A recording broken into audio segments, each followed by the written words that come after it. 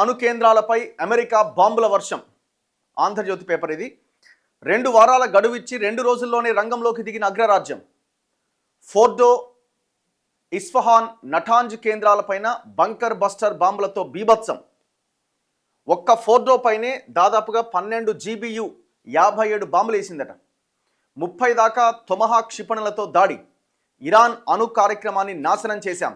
దాడుల తర్వాత వైట్ హౌస్లో ట్రంప్ ప్రకటన. అధికార మార్పిడి తర్వాతే శాంతి స్థాపన. ఇరాన్ నాయకత్వ మార్పుపై నెతన్యాహు. ప్రతీకారం తప్పదన్న ఇరాన్. రష్యాతో చర్చలు. అగ్రరాజ్యం అణ్వస్త్ర ఒప్పందాన్ని ఉల్లంఘించింది. అణు ఒప్పందం నుంచి వైదొలుగుతాం. ఇరాన్. అత్యంత సురక్షిత బంకర్కు తరలిన ఖమేని. ఇజ్రాయెల్ పైన భీకర దాడులు చేసిన ఇరాన్. టెల్ అవీవ్, హైఫా, గలీలీ, క్రయోట్, ఆరాలో నష్టం. ఇరాన్పై కొనసాగిన ఇజ్రాయెల్ దాడులు. అమెరికా దాడుల తర్వాత దెబ్బతిన్న ఇస్ఫహాన్ అణు కేంద్రం అట ఇది. సో ఇంకొక వైపున చూడండి, రష్యా మాట్లాడుతున్నది. ఇరాన్కు అణ్వాయుధాలు ఇచ్చేందుకు ఎన్నో దేశాలు సిద్ధంగా ఉన్నాయి. రష్యా మాజీ అధ్యక్షుడు మెద్వదేవ్ వ్యాఖ్య. ఇరాన్లో రేడియేషన్ ముప్పు లేదు. ఐఏఈఏ ఐరాస ఆందోళన. దాడిని ఖండించిన పాకిస్తాన్. ఐక్యరాజ్య సమితిని ఆశ్రయించిన రష్యా, చైనా అండ్ పాకిస్తాన్. మోదీకి ఇరాన్ అధ్యక్షుడు ఫోన్ చేసిండట. దౌత్య మార్గంలో శాంతి నెలకొల్పాలి అని ప్రధానమంత్రి నరేంద్ర మోదీని రిక్వెస్ట్ చేస్తున్నారట. సో ఇట్లా ఒక భయానకమైన యుద్ధం నడుస్తున్నది. మరి ఇది ఏ దిశగా ముందుకెళ్తుంది అన్నది చూడాలి. మరి రష్యా ఏమైనా ఎంటర్ అవుతుందా, చైనా ఏమైనా ఎంటర్ అవుతుందా? సో పాకిస్తాన్కి అంత సినిమా లేదనుకోండి. మరి ఈ 2 దేశాల వైఖరి ఎట్లా ఉండబోతున్నది అన్నది చాలా కీలకం. కానీ ఇజ్రాయెల్ మాత్రం ముందు నుంచి తను చేసే ఫైట్ అంతా ఇరాన్ మీద. ఇరాన్ అణు కేంద్రాల వల్ల ఇజ్రాయెల్కి రాబోయే రోజుల్లో ముప్పు ఉంటుంది. సో ఇరాన్ అతిపెద్ద అణుశక్తిగా మారబోతున్నది. సో ఆ అణు కేంద్రాలు లేకుండా చేయాలి. ఎందుకంటే చుట్టూ ఉన్న కంట్రీస్ అన్ని ఏ క్షణంలో అయినా ఇజ్రాయెల్తో దాడికి దిగే అవకాశం ఉండొచ్చు భవిష్యత్తులో. సో వాళ్ళని శక్తివంతులుగా వాళ్ళు తయారైతే దేశానికి ఇబ్బంది అన్న కోణంలో ఈ యుద్ధం స్టార్ట్ అయింది. సో దీనికి అమెరికా ముందు నుంచి సపోర్ట్గా ఉన్నది. ఇప్పుడు అమెరికా మాకు సంబంధం లేదు, మేము ఇజ్రాయెల్కి చెప్తున్నాం, ఇరాన్కి చెప్తున్నాం అని చెప్పినా ఇజ్రాయెల్ వెనకాల అమెరికా ఉన్నది. ఇజ్రాయెల్ని, అమెరికాని మనం విడదీసి చూడలేం. ఇజ్రాయెల్ ఇరాన్ యుద్ధంలో అమెరికా రంగంలోకి దిగింది. అగ్రరాజ్యం B-2 బాంబర్లతో విరుచుకుపడింది. ఇరాన్లోని ఫోర్డో, ఇస్ఫహాన్, నటాంజ్ అణు కేంద్రాలపైన BU-57 బంకర్ బస్టర్ బాంబులు, తొమహాక్ క్షిపణులతో భీకర దాడులు జరిపింది.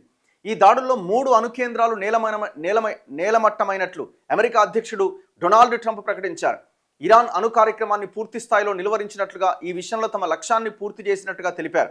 అమెరికా సహకారానికి ఇజ్రాయెల్ కృతజ్ఞతలు తెలపగా, ఇరాన్ మాత్రం అగ్గి మీద గుగ్గిలమైంది. అమెరికా యుద్ధాన్ని ప్రారంభించింది, ముగించడం మా వంతు అంటూ ఘాటు వ్యాఖ్యలు చేసింది ఇరాన్. రష్యా మాజీ అధ్యక్షుడు మెద్వదేవ్ ఏకంగా ఇరాన్ అణు కార్యక్రమాన్ని అడ్డుకుంటే ఆ దేశానికి న్యూక్లియర్ వార్హెడ్లు అందజేయడానికి ఎన్నో దేశాలు సిద్ధంగా ఉన్నాయంటూ సంచలన వ్యాఖ్యలు చేశారు. ఇరాన్ ప్రేరేపిత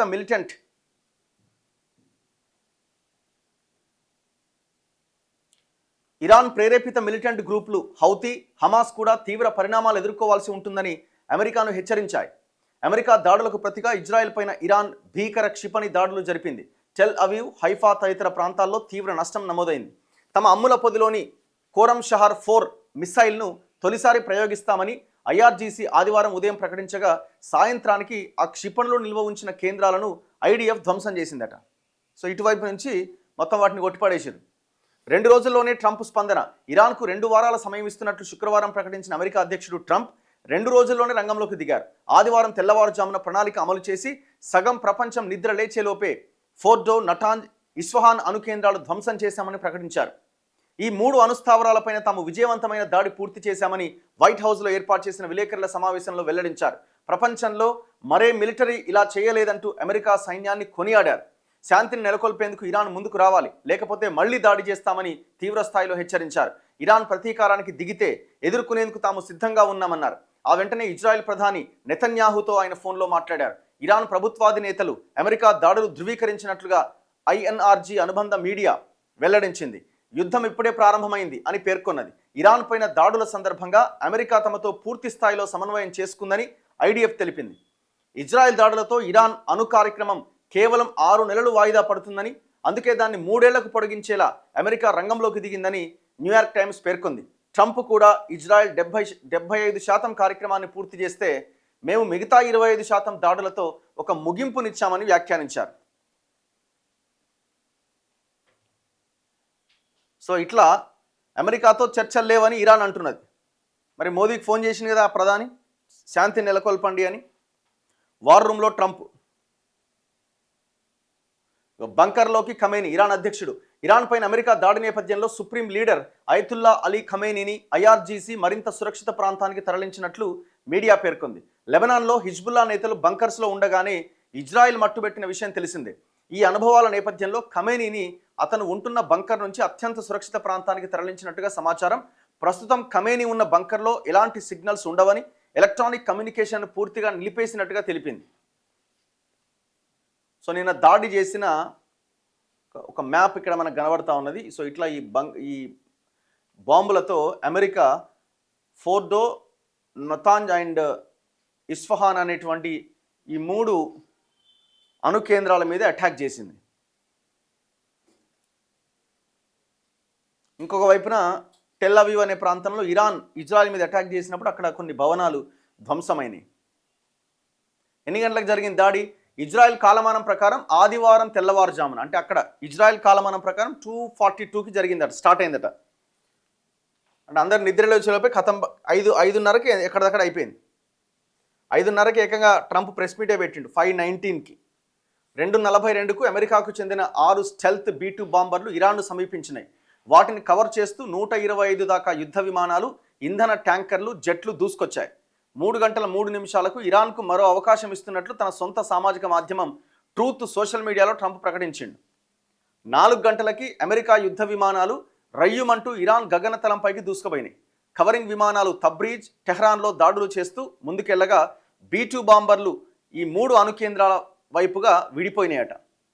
4:30కి వైట్ హౌస్ సిచ్యువేషన్ గదిలో ట్రంప్ ఇతర అధికారులు పర్యవేక్షిస్తుండగా ఆపరేషన్ మిడ్ నైట్ హ్యామర్ పేరుతో ఫోర్డో, ఇస్ఫహాన్, నటాంజ్ అనే అణు కేంద్రాలు తుత్తునియలు చేసిన అమెరికా B-2 బాంబర్లు. అదే సమయంలో 650 కిలోమీటర్ల దూరంలో ఉన్న జలాంతర్గాముల నుంచి 30 తొమహాక్ క్షిపణులు ప్రయోగించారట.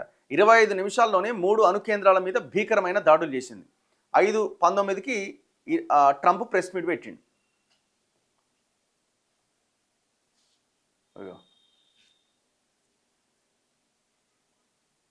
సో దాడికి ముందు ఉన్న ఈ ప్రాంతం ఇట్లా ఉండేనట గూగుల్ మ్యాప్లో.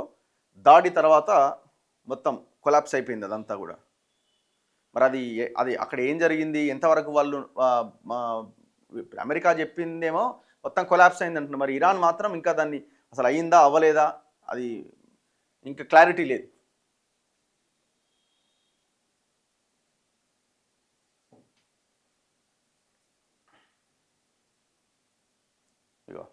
యాక్చువల్గా 12 బంకర్ బస్టర్ బాంబులు చాలేదా?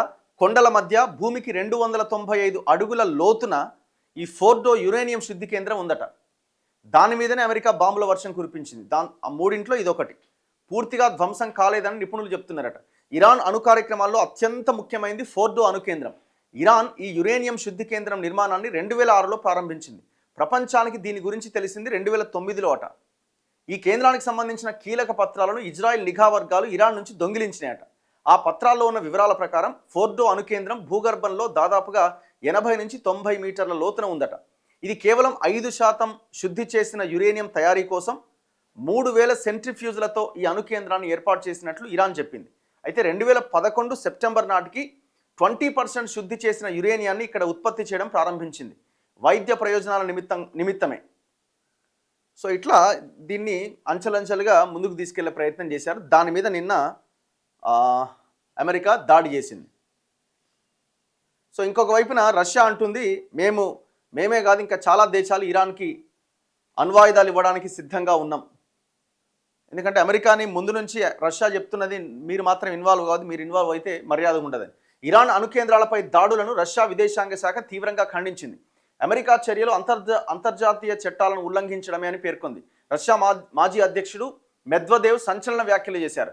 ఇరాన్ అణు కార్యక్రమాన్ని నిలువరించగలరేమో, కానీ ఇరాన్కు అణ్వాయుధాలు, వార్ హెడ్స్ని ఇవ్వడానికి ఎన్నో దేశాలు సిద్ధంగా ఉన్నాయని టెలిగ్రామ్లో వ్యాఖ్యానించారట.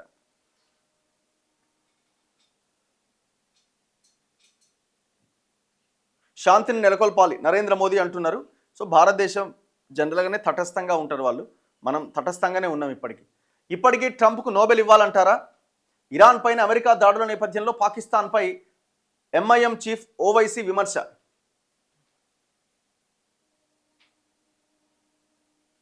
ఎవరట? ట్రంప్కు నోబెల్ శాంతి బహుమతి ఇవ్వాలని సిఫారసు చేస్తామని పాకిస్తాన్ అన్నదట. దాని మీద అసదుద్దీన్ ఓవైసీ వ్యంగ్యంగా మాట్లాడినట. ఈ ఘనకార్యం చేసినందుకు ట్రంప్కు నోబెల్ శాంతి బహుమతి ఇవ్వాలని పాకిస్తాన్ కోరుకుంటుందా అని ప్రశ్నించిండట. సో నిన్న కూడా ఇరాన్ నుంచి మరో 311 మంది భారతీయులు అక్కడి నుంచి వచ్చేసినారు. ఆ యుద్ధం నేపథ్యంలో ఇప్పటికే చాలామంది వచ్చారు. మరి ఇది ఎక్కడికి దారి తీస్తుంది అన్నది చూడాలి. మరి ఇది ఇక్కడితో క్లోజ్ అయిపోద్దా, ఏం జరుగుద్ది అన్నది చూడాలి. మళ్ళీ ఇప్పుడు ఇరాన్ ఏం చేయబోతున్నది, ఇరాన్కి ఏమైనా వేరే దేశాలు సహకరించే అవకాశం, ఇరాన్ సింగిల్గా చేయడానికైతే అవకాశం లేదు. ఇజ్రాయిల్ని అమెరికాని ఎదుర్కోవడం అంత ఈజీ కాదు. సో ఇంకా ఇరాన్ ముందుకెళ్లే ప్రయత్నం చేస్తే ఒంటరిగా ఖతమైపోతుంది. కానీ ఇరాన్కి రష్యా కానీ చైనా కానీ మిగతా దేశాలు ఏమైనా వాళ్ళు అంటున్నట్టు ఆ న్యూక్లియర్ వార్ హెడ్స్ను ఇంకోటో సప్లై చేసి కానివ్వండి అని అంటే యుద్ధం మరింత తీవ్రమవుతుంది. అది ఇంకా వేరే దేశాలకు కూడా పాకే అవకాశం ఉంటుంది. మరి ఆ పరిస్థితి వస్తుందా అన్నది చూడాలి. రాకపోవచ్చు.